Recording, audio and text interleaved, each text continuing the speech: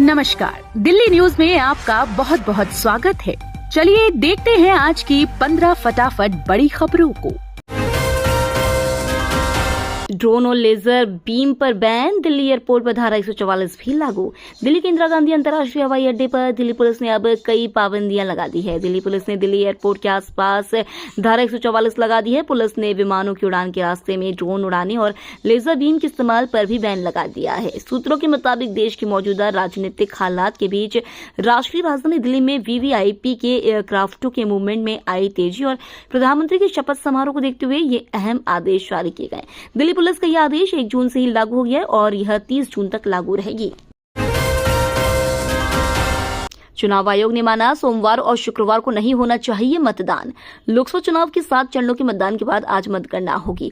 इससे पहले चुनाव आयोग ने सोमवार को प्रेस कॉन्फ्रेंस की। इस दौरान निर्वाचन आयोग ने लोकसभा चुनाव 2024 में भाग लेने वाले सभी मतदाताओं का खड़े होकर अभिनंदन किया। मीडिया को संबोधित करते हुए मुख्य चुनाव आयुक्त राजीव कुमार ने माना कि सोमवार और शुक्रवार को मतदान नहीं कराया जाना चाहिए, क्योंकि इन दिनों के बीच काफी लंबा अंतर हो जाता है। चुनाव आयोग से जब इस बारे में पूछा गया तो उन्होंने कहा कि शुक्रवार और सोमवार की बात बिल्कुल सही है, यह भी हमारे लिए सीखने वाली बात है। चुनाव गर्मी से पहले होना चाहिए, मतदान सोमवार और शुक्रवार को नहीं कराए जाने चाहिए।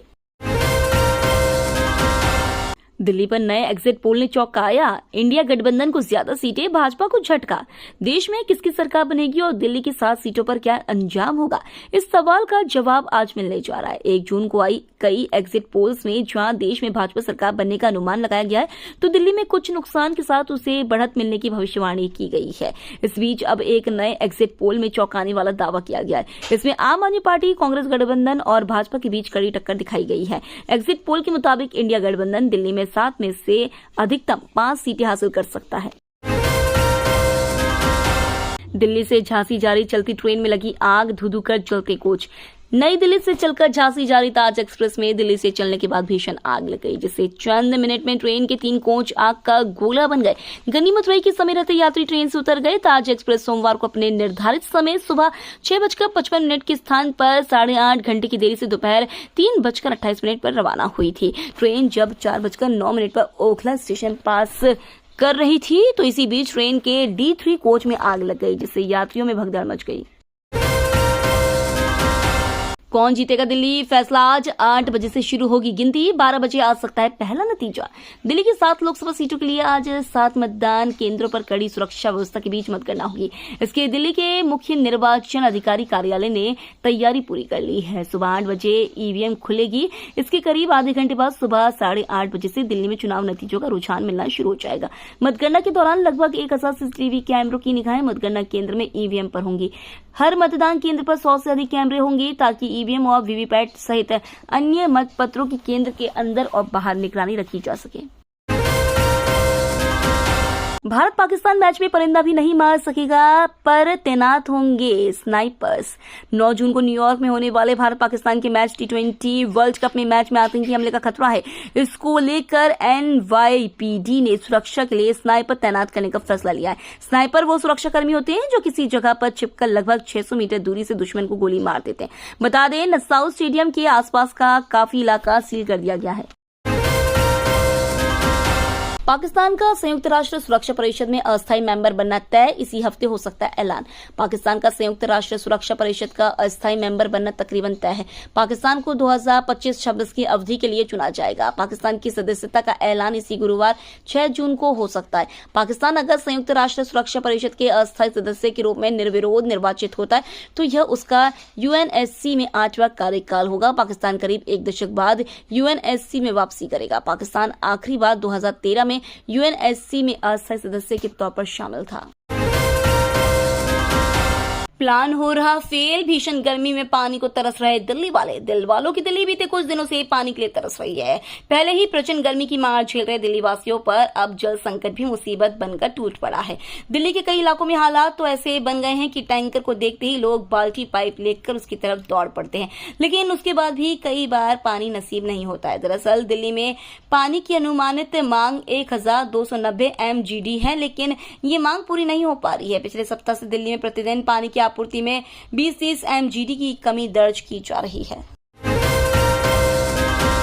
शराब घोटाले में 1100 करोड़ की मनी लॉन्ड्रिंग पूरक चार्जशीट में ईडी के सनसनीखेज आरोप। ईडी ने विशेष न्यायाधीश कावेरी बाविजा की अदालत में बीआरएस नेता के कविता के खिलाफ दाखिल अपने पूरक आरोप पत्र में गंभीर आरोप लगाए हैं।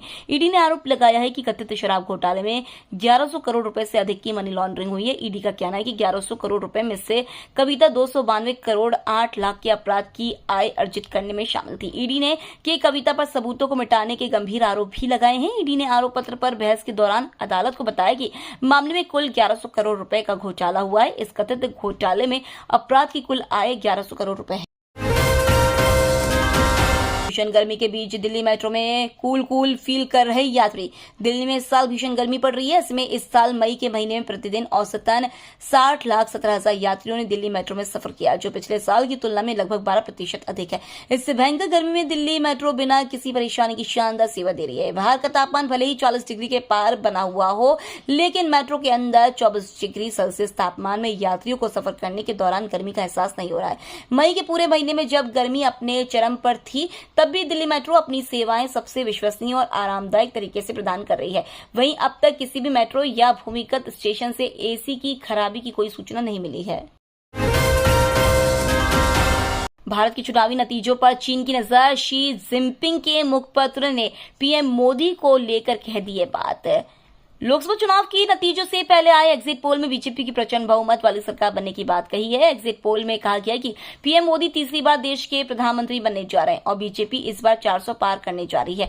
भारत ही नहीं बल्कि पड़ोसी देश चीन में भी लोकसभा चुनाव के नतीजों को लेकर चर्चा हो रही है। खासकर पीएम मोदी के तीसरे बार प्रधानमंत्री बनने की खबरों का चीन में भी असर दिखाई दे रहा है। साथ ही चीन पीएम मोदी की जीत को सकारात्मक तरीके से ले रहा है। दरअसल चीन के मुखपत्र ग्लोबल टाइम्स ने पीएम मोदी की तीसरी बार प्रधानमंत्री बनने पर दोनों देशों के संबंध मधुर होने की बात कही है।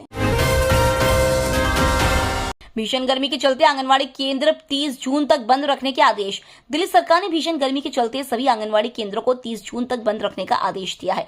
दिल्ली के मंत्री कैलाश गहलोत ने ट्वीट किया कि दिल्ली में चल रही लू के चलते सरकार ने राजधानी के सभी आंगनवाड़ी केंद्रों को 30 जून 2024 तक बंद रखने का फैसला लिया है। उन्होंने बताया कि इस दौरान लाभार्थियों को राशन उनके घर तक पहुंचाया जाएगा। कैलाश गहलोत ने ट्वीट किया, दिल्ली में चल रही भीषण गर्मी को देखते हुए यह निर्णय लिया गया है। टीम इंडिया के स्टार खिलाड़ी ने अचानक किया संन्यास का ऐलान। T20 विश्व कप 2024 चल रहा है। भारतीय टीम अपने पहले मैच का इंतजार कर रही है, जो 5 जून को आयरलैंड के खिलाफ खेला जाएगा। इस बीच भारतीय क्रिकेट के लिए एक बड़ी खबर सामने आ रही है। पता चला है कि भारतीय टीम के लिए क्रिकेट खेल चुके और आईपीएल में कई टीमों का हिस्सा रहे केदार जाधव ने रिटायरमेंट का ऐलान कर दिया है। भारतीय क्रिकेटर केदार जाधव ने तत्काल प्रभाव से खेल के सभी फॉर्मेट से संन्यास लेने की घोषणा कर दी है। उन्होंने आखिरी बार 2020 में न्यूजीलैंड के खिलाफ ऑकलैंड में भारतीय टीम के लिए इंटरनेशनल मैच खेला था। मालदीव के बैन से भड़का इजरायल, नागरिकों को सलाह, जहां पीएम मोदी गए वहां जाएं।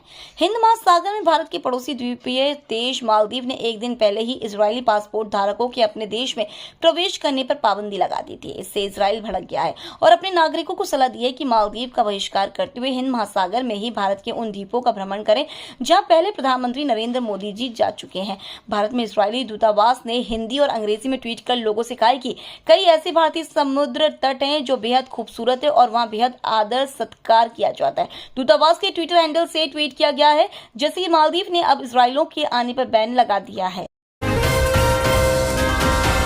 काउंटिंग के लिए तैयार दिल्ली, 8000 जवान संभालेंगे सुरक्षा की कमान।